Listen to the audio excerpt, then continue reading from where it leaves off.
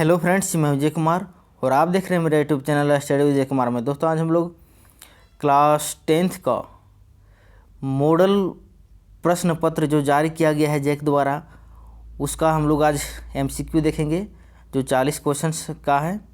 और सब्जेक्ट सामाजिक विज्ञान सेट 1 आज हम लोग कंप्लीट करेंगे, ठीक है।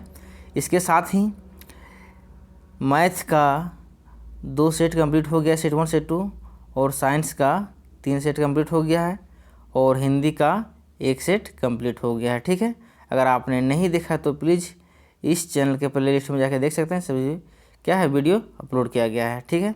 तो चलिए हम लोग फटाफट सामाजिक विज्ञान का सेट 1 का हम लोग एमसीक्यू देखते हैं, जो एग्ज़ाम की दृष्टि से बहुत ही क्या है महत्वपूर्ण है। लगभग इसी प्रकार से क्वेश्चन क्या आएगा फाइनल एग्जाम में हम लोग को आएगा, टर्म 1 के एग्ज़ाम में, ठीक है। टर्म 1 के एग्ज़ाम में आएगा। अगर इस वीडियो आपके लिए हेल्पफुल है तो प्लीज़ इस वीडियो को लाइक कर दें, शेयर कर दें और इस चैनल को सब्सक्राइब करें। तो इस वीडियो में बने रहें ताकि 40 का 40 क्वेश्चन आपके दिमाग में उतार देगा, ठीक है। तो सबसे पहला क्वेश्चन है यहाँ पर कि फ्रांस की क्रांति कब हुई थी। बहुत ही आसान क्वेश्चन है।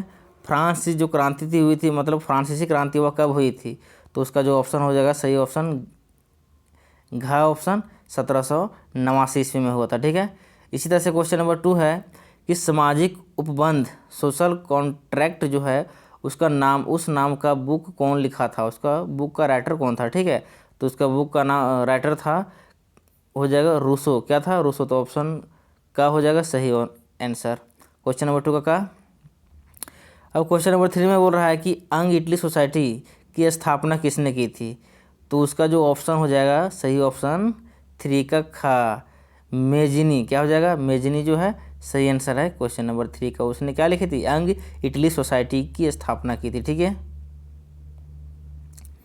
अब 4 नंबर बोल रहा है कि इटली का एकीकरण कब हुआ था। इटली का एकीकरण कब हुआ था, तो उसका जो सही आंसर हो जाएगा 1861 ईस्वी में हुआ था।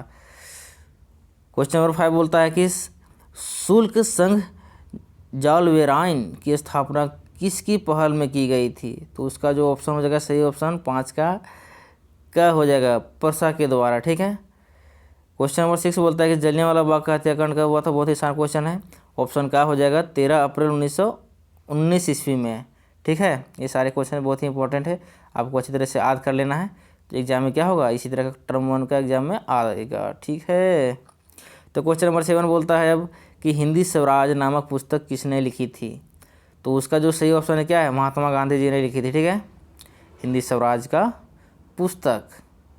अब क्वेश्चन नंबर 8 बोलता है इसमें कि स्वराज हमारा जन्मसिद्ध अधिकार है और हम इसे लेकर रहेंगे, किसने कहा था, यह कथन किसने कहा था, तो यह कथन कहा था 8 का हो जाएगा ग ऑप्शन बाल गंगाधर तिलक। इन्होंने क्या दिया था, एक नारा दिया था, स्वराज हमारा जन्मसिद्ध अधिकार है और इसे हम लेकर के रहेंगे, ठीक है। तो ऑप्शन नंबर हो जाएगा ग 8 का।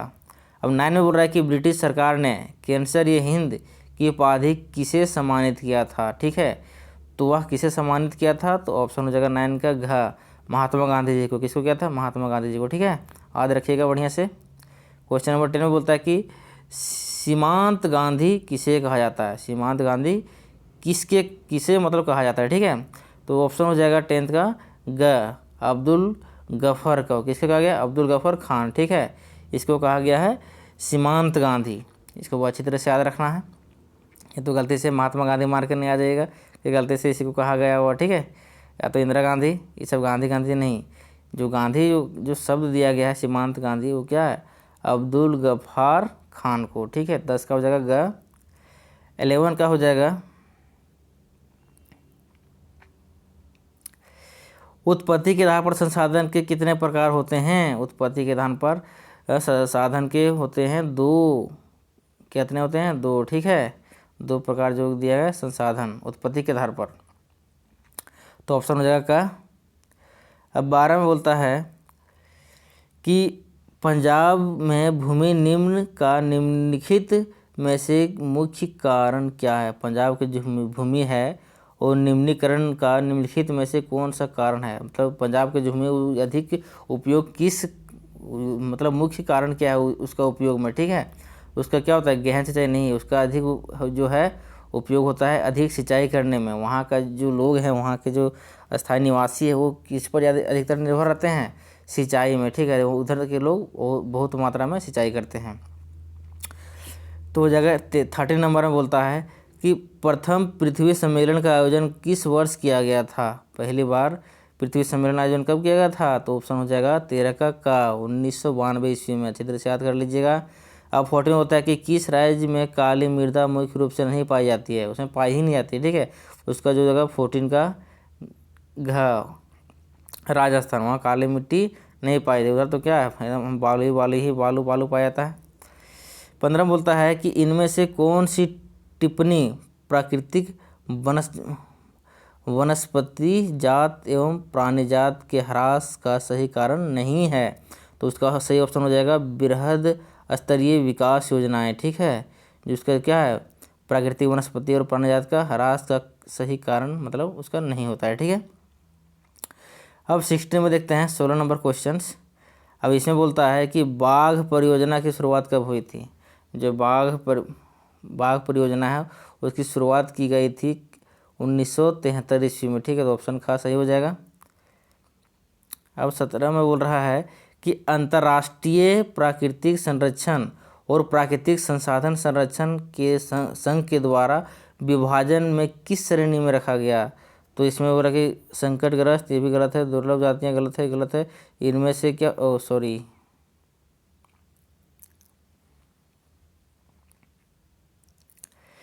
अब यहाँ बोला कि अंतर्राष्ट्रीय प्राकृतिक संरक्षण और दूसरा है प्राकृतिक संसाधन संरक्षण के द्वारा विभाजन किया गया था, उसको किस श्रेणी में रखा गया था। तो पहला है संकटग्रस्त जातियों के आधार पर, दूसरा में है दुर्लभ जातियाँ, तीसरा में है लुप्त जातियाँ।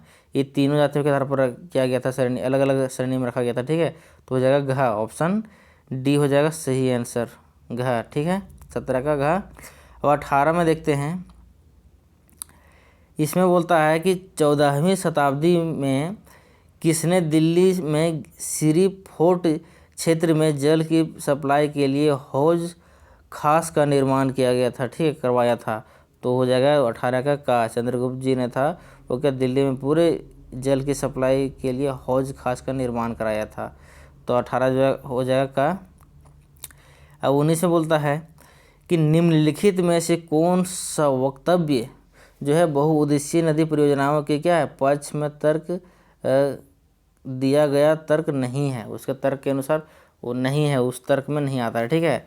तो उसका हो जाएगा ऑप्शन नंबर 19 का घ, बहुउद्देशीय परियोजनाओं और हमारे उद्योग और घरों के लिए विद्युत पैदा करती है जो उस परियोजना से जुड़ी नहीं है। तो 19 का हो जाएगा घ, ऑप्शन सही हो जाएगा। अब 20 में बोला कि सरदार सरोवर बांध किस नदी पर बनाया गया है, तो वो है नर्मदा नदी के किनारे बनाया गया है, ठीक है। 20 का हो जाएगा ग, ऑप्शन सही है। अब 21 में बोलता है कि सामान्यतः मुख्य रूप से क्या है कि किसी देश का विकास किस आधार पर निर्धारित किया जाता है। किसी देश का अगर विकास के बारे में लोग बात करते हैं तो वह किस आधार पर निर्धारित किया जाता है। तो उसका जो निर्धारित किया जाता है प्रति व्यक्ति आय, उसके औसत साक्षरता के दर पर, लोगों की स्वास्थ्य स्थिति भी ठीक ठाक होना चाहिए, मतलब कुल मिला के तीनों सही है, ठीक है। ऑप्शन हो जाएगा घ, सही आंसर किसका, डी, घ। अब 22 में बोलता है कि मान लीजिए किसी देश में 4 परिवार है, उसमें से बोल रहा है कि इन परिवारों के प्रति व्यक्ति आय 5,000 रुपया है। अगर 3 परिवारों की आय क्रमशः 4,000 से 7,000 और 4,000 से 7,000 और 3,000 है, तो चौथे परिवार की आय कितनी होगी, ठीक है। तो उसका आय हो जाएगा, जैसे हमारे पास बोला कि प्रति व्यक्ति आय 5,000 है, ये औसत निकाल रहा है, ठीक है। अब ऐसे बोला कि अगर 3 परिवारों की आय बोल रहा है कि 4,000 7,000 3,000 है, 7 3 हो जाएगा, कितना हो जाएगा 10,000 और 4 14,000, 14,000, ये 3 परिवार का 14,000 हुआ। और बाकी अगर प्रति व्यक्ति 5,000 है तो 5,000 गुने 4 कर देंगे तो क्या हो जाएगा 20,000 हो जाएगा कि नहीं हो जाएगा। 20,000 में हमारे पास 3 परिवार में बोल रहा है कितना है 14,000 हो जा रहा है, तो बाकी कितना बच गया 6,000 बचा। तो 6,000 जो है लास्ट परिवार का होता होगा, तभी तो हो गया। टोटल 20,000 मतलब होना चाहिए, तो इसीलिए हो जाएगा 22 का घ, 6,000। अब इसमें बोलता है कि 23 नंबर बोलता है कि मानव विकास रिपोर्ट देशों की तुलना किस आधार पर करती है? तो ये क्या है, शिक्षा भी होना चाहिए ठीक, स्वास्थ्य भी होना चाहिए, प्रति व्यक्ति आय ठीक ठाक होना चाहिए, मतलब ये डिपेंड करता है क्या है, तीनों फैक्टर पर। तो हो जाएगा घ, ऑप्शन सही हो जाएगा था इसका। अब 24 नंबर में देखते हैं कि एक वर्ष में पैदा हुए प्रति 1000 जीवित बच्चों में से 1 वर्ष की आयु से पहले मर जाने वाले मर जाने वाले बच्चों की संख्या क्या कहलाती है? तो उसको कहते हैं शिशु मृत्यु दर। वह बच्चे में क्या हो गया, ज़्यादा डेथ हो रही है 1 वर्ष में, उसको निकाला जाता है प्रति 1000 व्यक्ति में, तो उसको बोलते हैं शिशु मृत्यु दर। ठीक है, 24 का ये हो जाएगा। 25 में देखते हैं कि वनोत्पाद का संग्रह करना किस क्षेत्र की गतिविधि है? तो किस क्षेत्र में आता है? प्रथम द्वितीय तृतीय, तो हो जाता है प्राथमिक में आता है। किस में आता है? प्राथमिक में। ठीक है, तो 25 का हो जाएगा ख। 26 में बोलता है कि वे क्षेत्रक, बोला कि वे क्षेत्रक जो क्या था, सरकार द्वारा पंजीकृत होते हैं, उन्हें सरकारी नियमों एवं विनियम नियमों का अनुपालन करना होता है, उसे क्या कहते हैं? उसे बोलते हैं संगठित क्षेत्र। क्या बोलते हैं? संगठित क्षेत्र। ऑप्शन हो जाएगा 26 का ए। अब 27 में देखते हैं, अब बोला कि रमेश, मुकेश और रमेश, सुरेश, नरेश और राकेश क्या है, 4 भाई है। ठीक है, अब चारों भाई में क्या बोलता है कि रमेश खेतों में काम करता है, सुरेश किस में करता है, फैक्ट्री में मजदूरी करता है, नरेश एक शिक्षक है, राकेश एक टैक्सी ड्राइवर है। सभी भाइयों का अपना क्या है, अपना अपना काम है। तो बोला कि इनमें से किसके कार्य सेवा क्षेत्र के अंतर्गत आते हैं, मतलब वह कौन सा कार्य सेवा करने में लगा हुआ है। ठीक है, तो सेवा क्षेत्र के अंदर में क्या आता है, नरेश जो क्या कर रहा है, नरेश देखो यहाँ पर नरेश एक शिक्षक है, वह सेवा का काम कर रहा है, और राकेश का एक टैक्सी ड्राइवर है। तो वो सभी क्या कर रहा है, दूसरे को मतलब सेवा देने का काम कर रहा है, इसलिए क्या हो गया, सेवा में यह सब आ गया। और बाकी सब क्या कर रहा है कि अपना खेत में काम कर रहा है, अपना काम कर रहा है। दूसरा में किसी फैक्ट्री में मजदूरी कर रहा है, तो वो किसी का सेवा क्या देगा, अपना अपना भरण पोषण के लिए काम कर रहा है। तो हो जाएगा 27 का ग, क्या हो जाएगा, सी नंबर। 27 का सी नंबर हो जाएगा, नरेश और राकेश। 28 में देखते हैं, बोला कि रोहन एक कुशल रोजगार युवक है। अच्छा ये सॉरी, रोशन जो है क्या है, यह कुशल बेरोजगार युवक है, मतलब क्या है, पढ़ा लिख के मतलब अकुशल, मतलब ना पढ़ा लिखा है, ना किसी चीज़ का हुनर है, स्किल है, अनस्किल है। ठीक है, और बेरोजगार है। तो भाव इसलिए पढ़ा लिखा करो बढ़िया से, पढ़ा लिखा रहेगा, कुशल रहेगा तो क्या होगा, रोजगार मिलेगा। न तो इसी तरह से क्या करेगा, रोहन के जैसा यह कुशल बेरोजगार घूमल बोलेगा। ठीक है, एक युवक है, चलो एग्जाम्पल लेते हैं। एग्जाम्पल यहाँ पर रोहन एक क्या है, अकुशल बेरोजगार युवक है, वह रोजगार की गारंटी देने वाले सरकारी योजना मनरेगा के तहत अपना पंजीयन करवाता है। ठीक है, बोला कि उसके बाद क्या होता है कि रोहन को वर्ष में कितने दिनों में रोजगार की गारंटी मिलेगी। बोला कि रोहन को बोल रहा है कि वर्ष में कितने दिन उसको रोजगार की गारंटी मिलेगी।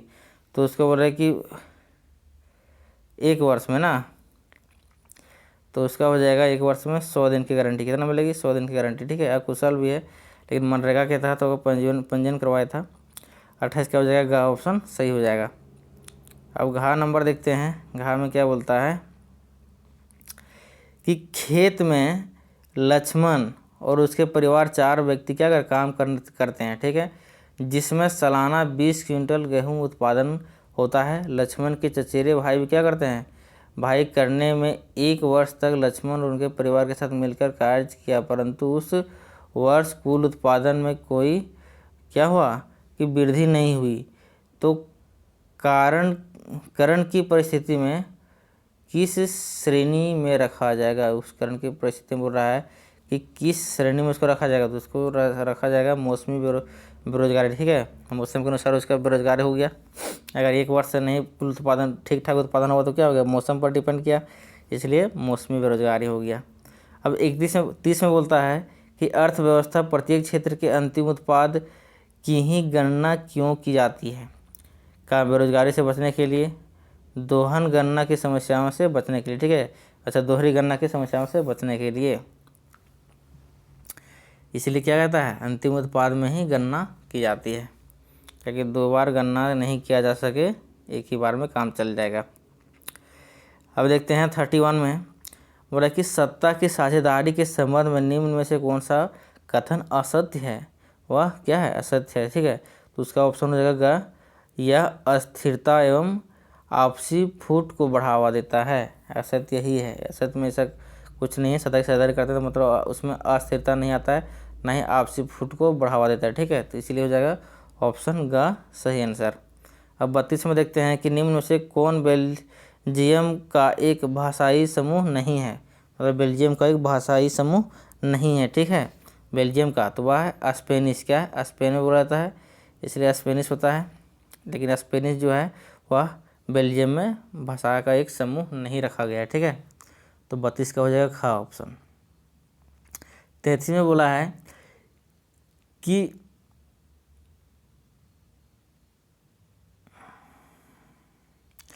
33 में बोला है कि निम्न में कौन, अच्छा ये हो गया 32। स्वतंत्र राष्ट्र बनने के बाद श्रीलंका में किसके राजभाषा घोषित किया गया था। ठीक है, तो वहाँ का राजभाषा घोषित किया था सिंहली का। किसका किया था, सिंहली का। ठीक है, वहाँ सिंहली का ज़्यादा प्रचलन था। अब 34 नंबर देखते हैं कि श्रीलंका स्वतंत्र राष्ट्र कब बना। अब श्रीलंका स्वतंत्र राष्ट्र कब बना था, तो 1948 में। 47 में भारत आज़ाद हुआ, 48 में श्रीलंका आज़ाद हुआ। अब देखते हैं 35 नंबर में बोला कि निम्न में कौन संघवाद की एक विशेषता नहीं है। संघवाद की विशेषता नहीं है, तो उसका हो जाएगा ऑप्शन नंबर गा। क्या बोलता है कि विभिन्न स्तरों के सरकारों के अधिकार क्षेत्र संविधान के स्पष्ट रूप से वर्णित नहीं होते हैं। ठीक है, ये गलत है, तो हो जाएगा ऑप्शन नंबर गा 35 का। 36 बोलता है कि निम्न में कौन भारत की अनुसूची भाषा के रूप में शामिल नहीं है। जो अनुसूची मतलब उसे भाषा के रूप में शामिल नहीं है, तो वह हो जाएगा का अरबी। अरबी भारत की अनुसूची में भाषा के रूप में शामिल नहीं है। 36 का। अब देखते हैं 37 में क्या बोलता है कि निम्न में कौन सुमेलित नहीं है। मतलब इसका जो से सही से मिलान नहीं है, तो इसमें है राज्य सरकार राज्य सूची, ठीक है। केंद्र सरकार संघीय सूची, ठीक है। केंद्र और राज्य सरकार क्या है, समवर्ती सूची में आता है। ठीक है, अब इसमें बोलते कि स्थानीय सरकार है अवशिष्ट अधिकार में, या ये जो घ नंबर दिया है सुमेकित मतलब मिलान, वह गलत है। ठीक है, तो ऑप्शन हो जाएगा घ राइट आंसर। अब 38 में देखते हैं, बोल रहा है इसमें कि भारत में विकेंद्रीकरण के संबंध में कौन सा कथन सत्य है। यहाँ पर देखते हैं, उसका हो जाएगा ऑप्शन नंबर खा। ठीक है, कि वास्तविक विकेंद्रीकरण की दिशा में एक बड़ा कदम 1992 में उठाया गया था। ठीक है, ये सही आंसर हो जाएगा, तो 38 का खा नंबर। अब देखते हैं 39 में क्या बोलता है, निम्न में से कौन सुमेलित नहीं है। कि जो सुमेलित वह क्या है, गलत है। तो वर्ग के विशेष के हित में ये सही है, ये भी सही है, ये भी सही है। ठीक है, तो ऑप्शन हो जाएगा घ नंबर। आप पढ़ लीजिएगा बढ़िया से। घ का हो जाएगा 39 का घ। दबाव समूह, दबाव समूह में क्या होता है, राजनीति में सीधे भाग लेते हैं, ये गलत है। ठीक है, 39 हो गया। 40 में अब देखते हैं कि निम्नलिखित में से कौन सुमेलित नहीं है, ये भी मिलान वाला है। तो इसमें बोला कि नर्मदा बचाओ एक मुद्दे के पर आधारित आंदोलन, ये सही है। ये बोला कि तृणमूल कांग्रेस राजनीतिक दल है। ठीक है, श्रीलंका क्या है, संघात्मक शासन प्रणाली, ये भी सही है। ये क्या है, खाद्य विक्रेताओं का संघ, दबाव समूह, ये गलत है। ठीक है, तो ऑप्शन हो जाएगा खा नंबर सही आंसर। तो चलिए लोग मिलते हैं फिर अगले वीडियो में। इस वीडियो को क्या हो गया, पूरा 40 का 40 क्वेश्चंस का आंसर हो गया। अब इसको अच्छी तरह से क्या करना, रट लो, याद कर लो बढ़िया से, जो टर्म 1 के लिए बहुत ही हेल्पफुल होगा। तो अगर आपके लिए यह वीडियो हेल्पफुल है तो प्लीज़ इस वीडियो को लाइक करें और सब्सक्राइब करना ना भूलेंगे। तो चलिए मिलते हैं अगले वीडियो में, तब तक के लिए बने रहिए, फिर अगले वीडियो का इंतज़ार कीजिए।